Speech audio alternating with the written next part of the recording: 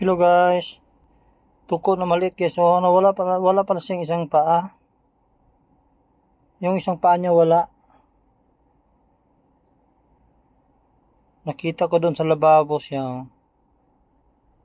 Wala yung isang paa niya. Ang haba ng buntot. Ayan oh. Sige na, takbo ka na. Doon sa lababo ayan, hindi na siya makaakyat.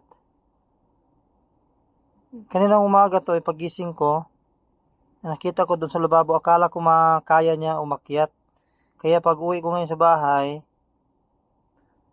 pag tingin ko doon sa lababo, naghugas ako sa aking kamay. Kaya pag tingin ko doon, andun pa rin siya. Uy, sige na. Alis ka na, sige na.